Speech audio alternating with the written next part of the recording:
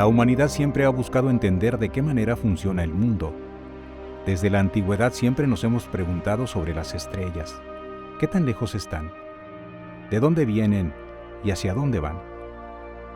Antiguas civilizaciones trataron de darle explicación a los fenómenos que se ven en el universo. Así, siendo tan pequeños y minúsculos, nos embarcamos en esta aventura, una aventura sideral.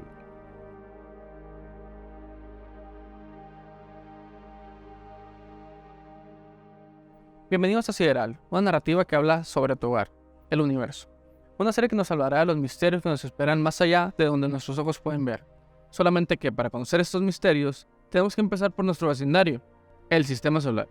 El hombre lleva de 140.000 a 300.000 años en la Tierra. Por su parte, la Tierra tiene una edad de 4.543 millones de años.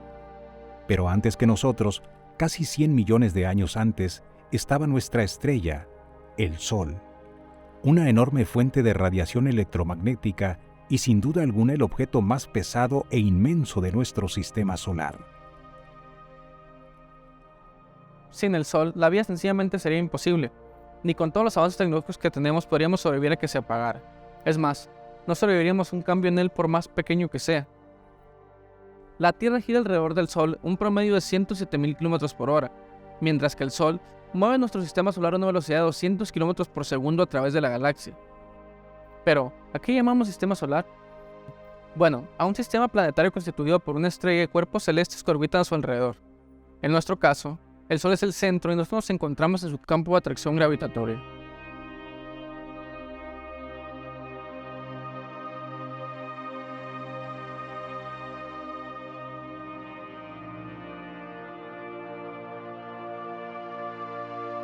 También tenemos el conocimiento que existen sistemas solares caóticos sobreviviendo con más de una estrella, como es el caso de dos estrellas a unos 4.900 años luz de la Tierra, en la constelación del Cisne.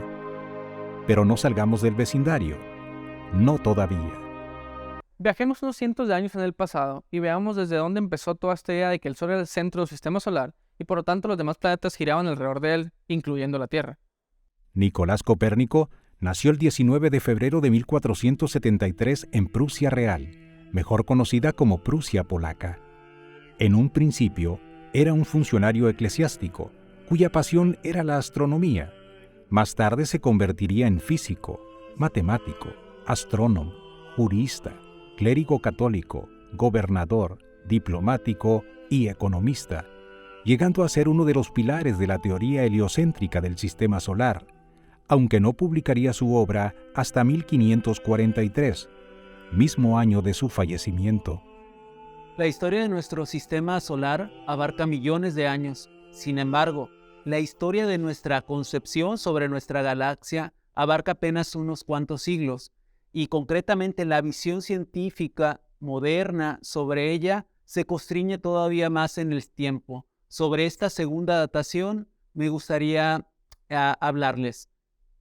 Tenemos que remitirnos a la Grecia clásica para empezar a comprender cuáles fueron las primeras explicaciones sobre nuestro sistema solar, y hay que remitirnos a un autor como Heráclides Póntico, en quien, a pesar de que tenemos todavía un modelo mixto en el que convergen ideas ciertamente heliocéntricas, impera todavía una visión geocéntrica en la que nuestro planeta, en el que la Tierra tiene una centralidad respecto a otros planetas como Mercurio y Venus, que aseguraban rotaban en torno al Sol, mientras que el Sol orbitaba en torno a la Tierra. 1700 años antes, en el 310 a.C. en Grecia, nació un hombre llamado Aristarco, la primera persona conocida que propuso el modelo heliocéntrico del sistema solar, colocando al Sol, y no a la Tierra, en el centro del universo conocido. Esto lo llevó a estudiar la distancia del Sol y su tamaño, determinando que el Sol era mucho más grande que la Tierra. Tendríamos que esperar a un autor como Aristarco de Samos para tener idea de un cambio en esta concepción. A través de Arquímedes nos hemos enterado que este pensador griego que vivió aproximadamente entre el siglo IV y el siglo III postulaba que, a diferencia de lo que se consideraba comúnmente, era la Tierra la que orbitaba alrededor de este astro que nos resulta tan próximo y vital para la existencia humana. Allí encontramos el germen de una concepción heliocéntrica que sería posteriormente desarrollada de forma sistemática por Nicolás Copérnico en su obra sobre las revoluciones de los orbes celestes. Se dice que antes que Aristarco, Heráclides Póntico ya había visto inconsistencias en la teoría de Aristóteles. Para él, las estrellas estaban fijas y era la Tierra la que se movía alrededor. Todo lo contrario al modelo geocentrista. De hecho, creía que Venus y Marte giraban alrededor del Sol. Sin embargo, seguía creyendo que el Sol giraba alrededor de la Tierra.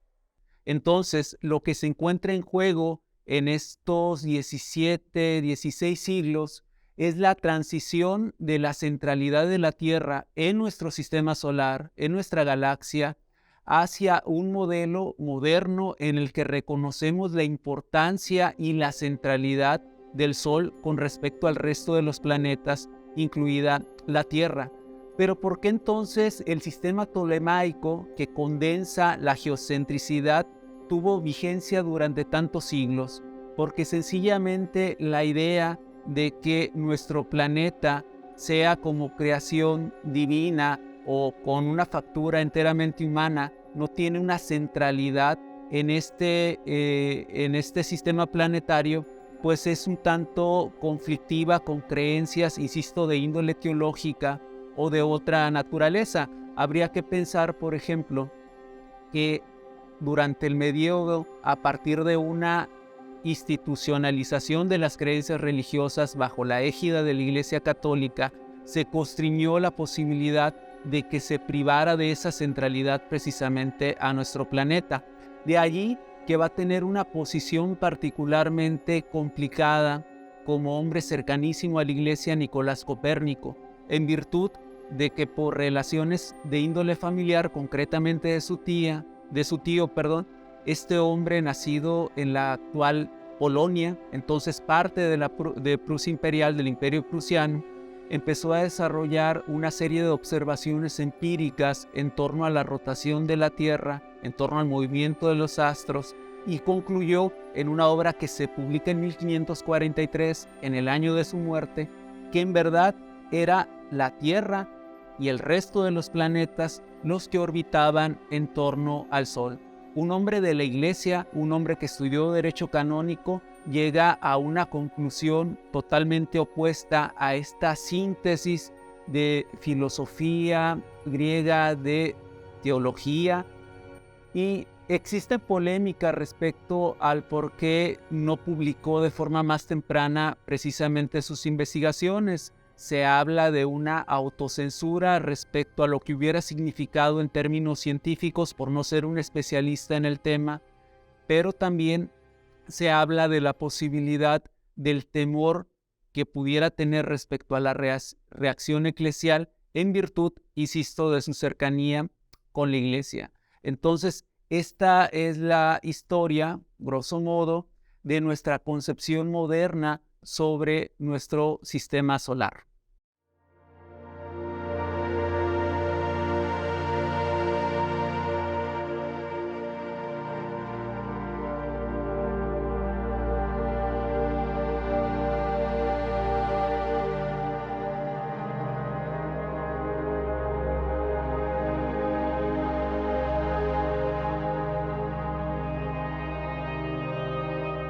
El llamado astro rey es por mucho el objeto más grande de nuestro sistema solar. En realidad ocupa el 99.8% de la masa de todo el sistema planetario. Si pusiéramos el Sol en un plano de 2 dimensiones junto a la Tierra, podríamos con facilidad hacer caber más de 109 tierras en él. Si lo pusiéramos en un plano tridimensional y fuera completamente hueco, más de 1 millón de tierras cabrían en él. El Sol es el objeto principal del sistema solar, pues por eso lleva su nombre, el sistema planetario que rodea a esta estrella. El Sol es una estrella, tal como las que conocemos en el cielo nocturno cuando en la noche observamos el cielo y vemos estrellas. El Sol es una estrella más. La única diferencia es que está muy cerca de nosotros y lo vemos diferente, lo vemos más brillante, vemos el disco del Sol, pero realmente es una estrella que está compuesto como el resto de las estrellas de hidrógeno y helio en su mayor parte de su masa. Y en el caso de nuestro sistema planetario, el Sol es una estrella tan masiva, tiene aproximadamente el 99% de la masa total del sistema solar, y entonces domina gravitacionalmente toda la dinámica de los cuerpos planetarios, no solo los planetas, los asteroides, los cometas que nos visitan, están dominados por la potencial gravitacional del Sol. Por ejemplo, cuando viene un cometa y se acerca a nuestro sistema solar, cuando se acerca, porque los cometas viven en una nube que está alrededor del Sol, se llama nube de Oort. Entonces, cuando un cometa sale de allí y cae hacia el centro, cae hacia el sistema solar y va a rodear el Sol es quien determina cómo va a ser la órbita de ese cometa, si se va a volver un cometa periódico que va a dar vueltas cada cierto periodo de tiempo y va a ser recurrente, como el cometa Halley, por ejemplo, que tiene un periodo de 86 años, o pueden ser cometas que nos visiten y eventualmente se alejen del sistema solar y nunca más vuelvan. Quien determina eso es la gravitación del Sol. No solo eso, el Sol también domina energéticamente, es decir, la mayor parte de la energía que contiene el sistema solar viene del Sol, en el 99%. Hay partes de energía pequeñas como por ejemplo energía geotérmica en la Tierra o energía de térmica de algunos planetas, pero la mayor parte de energía proviene del Sol. Es el Sol, por ejemplo, también quien determina las estaciones del año de nuestro planeta, de nuestro planeta Tierra. En algunos casos es bien curioso porque la gente considera aquí en el hemisferio norte que cuando es, por ejemplo, invierno, estamos más alejados del Sol y cuando es verano estamos más cerca. Pues ocurre todo lo contrario precisamente en el planeta Tierra y en el hemisferio norte. Cuando es invierno aquí con nosotros, en la parte norte, estamos en el punto más cercano del Sol, llamado perihelio, estamos en la parte más cercana, y en el verano estamos en la parte más lejana, el afelio. Esto se debe no a la cercanía del Sol, sino a la inclinación del eje del planeta Tierra con respecto al plano de todos los planetas que rodean al Sol. Siendo el centro del sistema solar, es el responsable directo de proveernos la luz. Es el motor de la existencia y la vida en nuestro planeta, estando a 150 millones de kilómetros de la Tierra y consumiendo hidrógeno minuto a minuto, ya agotó casi la mitad de su vida.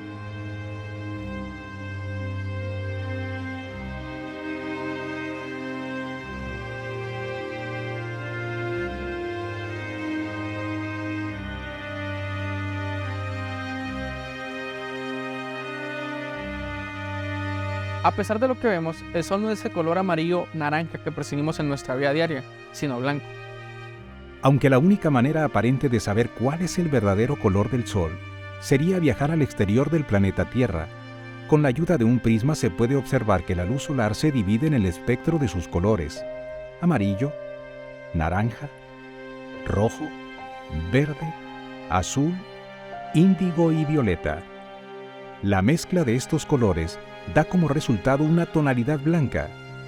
Sin embargo, si atenuáramos todo el espectro de colores, el Sol tendría una tonalidad verdosa, ya que este color es el que alcanza mayor intensidad. Bienvenidos a Hermosillo, México, una ciudad que no solamente tiene como característica ser uno de los sitios con mayor calidad de carne de res en el mundo, sino que también es una de las ciudades más calientes del planeta. En verano, sus habitantes llegan a temperaturas de hasta más de 50 grados centígrados. Por días, ha sido la ciudad más caliente del mundo, incluso estando más caliente que desiertos como el Sahara. Siendo también llamada la Ciudad del Sol, hoy veremos qué tanto saben sus habitantes acerca de esta estrella. Tenemos una pregunta súper fácil para usted. 5 datos interesantes, curiosos respecto al Sol. Ahí lo va. Sí, se pueden ayudar. Pues sé que se puede decir que es un planeta de fugaz explosión. Es la única estrella de nuestro sistema solar. Vamos a decir lo que es el centro de nuestro sistema solar. Le quedan Y cuenta 1.000 millones de años de vida. Pues es una estrella y va a llegar un momento en que se pueda apagar. Hasta. En realidad no es amarillo, es blanco, la luz que emite, pero por ciertas ondas de radiación cambia la tonalidad. El sol es de color blanco. Pues ahora nos encontramos con... No Feather es ni de mucho gusto, venga, basta a la hora. Amigo, pues traemos 5 preguntitas. A ver. 5 datos que sepa sobre el sol. Lo primero que se venga a la mente. Está muy caliente. 5 cositas. Centro del sistema solar planetario. Fundamental para la vida en la Tierra. Pues se dice, ¿no? Que realmente el hombre empezamos, ¿no? Y que es la luz solar que dice en el... El Sol es una estrella que está compuesta principalmente de hidrógeno, más o menos el 75% de la masa total del Sol, es de hidrógeno, y el 25% restante es de helio. Hay muy poca proporción de otro tipo de elementos químicos más pesados, como el litio, el berilio, el oxígeno, el nitrógeno, pero solamente son trazas muy pequeñas, no constituyen ni el 2% de toda la masa del Sol. Entonces, básicamente el Sol es una esfera de gas compuesta de hidrógeno y de helio y que brilla, que la vemos brillar en el día, precisamente porque en su interior, en su núcleo, hay unas temperaturas tan elevadas, más o menos del orden de 15 millones de grados Kelvin, que lo que ocurre es que sucede un fenómeno llamado fusión termonuclear. Esto lo que hace el Sol en su interior es que toma 4 átomos de hidrógeno en un proceso complicado y los fusiona, los pega, vamos a decir, para producir un átomo de helio. O sea, el Sol está transformando masa o elementos químicos, lo que querían los alquimistas en el medievo. El Sol lo hace en su interior, transforma hidrógeno en helio. Y en ese proceso de fusión, cuando se pegan 4 átomos de hidrógeno para formar uno de helio, se pierde una pequeña cantidad de masa. Esa pequeña cantidad de masa se transforma íntegramente en energía, obedeciendo esta ecuación de Einstein, la famosa que todo el mundo conoce, que energía es igual a la masa por la velocidad de la luz al cuadrado.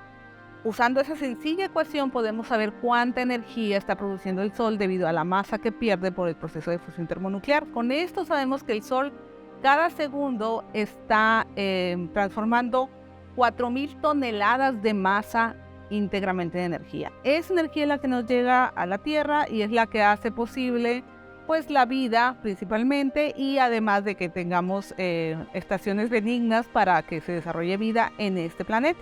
Entonces, ya que esta energía se forma en el Sol, eventualmente viaja por todas las capas del Sol, porque la fusión solo ocurre en el núcleo, que es la zona más caliente del Sol. Estos fotones creados durante la fusión viajan hacia el exterior del Sol y ahí, después de un viaje que dura entre 100.000 e incluso puede durar 1.000.000 de años para que un fotón que se formó en el Sol llegue a su superficie, ya una vez que esa partícula de luz llega a la superficie, ya no tiene ninguna restricción y sale directamente y se propaga en el espacio. ¿Qué pasará cuando su vida como estrella acabe? Bueno, en realidad no acabará del todo. En unos 5.500 millones de años se convertirá en una gigante roja y se pegará a la Tierra y a los demás planetas, probablemente. Sin duda alguna, el Sol es el principal motor de vida en nuestro planeta, y aunque no hablaremos de la vida en sí, ya que por obvias razones no existe vida en nuestra estrella, sí es indispensable saber la importancia y el rol que juega nuestro amigo brillante en ella. Sin duda, lo más directo que podemos observar en la relación que existe entre nuestra estrella y lo que es el concepto de vida son los organismos fotosintéticos. Plantas, bacterias que hacen fotosíntesis y algas, los cuales por medio de la luz del Sol transforman materia inorgánica en materia orgánica. Todos estos organismos que hacen fotosíntesis son la base de la vida en la Tierra, son los productores. A partir del Sol, esta transformación de materia inorgánica en materia orgánica en plantas y algas va a llevar a que animales herbívoros se coman a estas plantas, después animales carnívoros se coman a estos animales herbívoros, etc. Por lo que sin la presencia de nuestra estrella, que es el Sol, esta cadena no puede existir. Pero la vida sí se puede dar sin el Sol. Su nombre, bacterias quimiosintéticas. Hacen lo mismo que los seres fotosintéticos, pero en lugares afóticos del océano, o sea, donde no hay luz. En muchas fosas oceánicas las podemos encontrar en los volcanes submarinos, en fumarolas. Y por medio de procesos químicos, o sea, de quimiosíntesis, transforman también materia inorgánica en orgánica. Y a diferencia de una alga o una planta, lo hacen sin la luz solar. Entonces nos preguntamos, ¿el Sol realmente es importante para que se diera la vida en la Tierra, teniendo en cuenta a estos organismos que no dependen de luz solar? La respuesta también es sí. Estos organismos viven en el océano. Al igual que todos los organismos de la Tierra, su solvente universal es el agua, específicamente agua líquida. Y esto es posible ya que nuestro planeta se encuentra en zona de habitabilidad. Está a una distancia tal de nuestro Sol que permite la presencia de agua líquida en este planeta que es rocoso. El simple hecho de que exista agua líquida en la Tierra es gracias a la presencia del Sol. Si nuestro planeta no hubiese nacido de nuestra estrella, simplemente no existiría el agua y no existiría la vida. Algunas hipótesis sugieren que la vida, los materiales que formaron la vida específicamente, vienen del disco protoplanetario que se formó alrededor del Sol cuando el Sol era una estrella joven. Por lo que la frase "somos polvo de estrellas" con esto cobra más sentido. Sin duda y en resumen, la vida no puede existir sin el Sol. Cuando miramos una estrella, incluyendo el Sol, siempre miramos hacia el pasado. De hecho, si el Sol se apagara en este instante, no sería hasta 8 minutos después, cuando notaríamos su ausencia.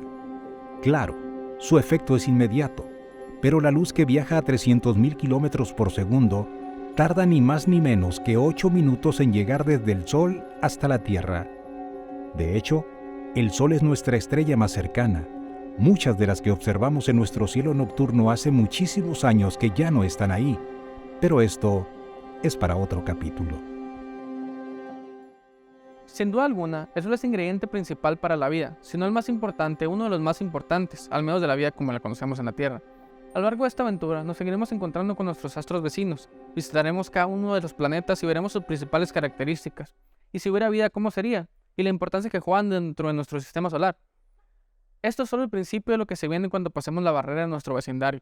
Visitaremos otras galaxias, conoceremos conceptos tan importantes como las leyes de Newton, la relatividad de Einstein, las teorías y estudios de Penrose y Hawking, la física clásica y cómo la cuántica vino a cambiar la manera en que vemos el universo. Y así como hoy, visitaremos expertos que nos guíen en esta aventura, una aventura sideral. Nos vemos en el siguiente episodio.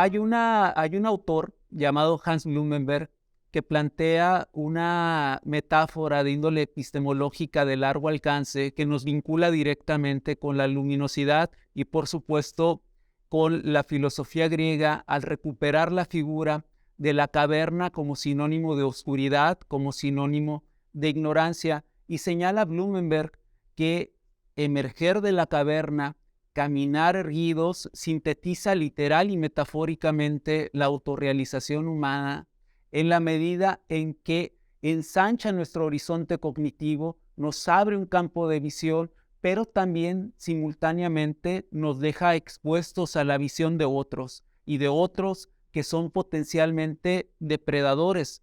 Pero a mí me parece que eso sintetiza de manera muy elocuente la aventura del conocimiento humano, los peligros que entraña el conocer y los riesgos de quedar expuestos. En esa medida, traigo a colación lo que supuso la obra de Nicolás Copérnico, como bien lo ha señalado, entre otros, Thomas Kuhn, como una revolución que implicó precisamente poner en cuestión todo un saber antiquísimo, un saber de siglos, avalado teológicamente, indiscutible durante muchísimo tiempo, y que a partir precisamente de su obra sobre las revoluciones de los orbes celestes, empezara a considerarse que allí donde hay un salto revolucionario, como dice el propio Kuhn en la teoría de las revoluciones, en la teoría de las rupturas paradigmáticas, allí donde hay un aporte que trasciende meramente la acumulación de conocimiento,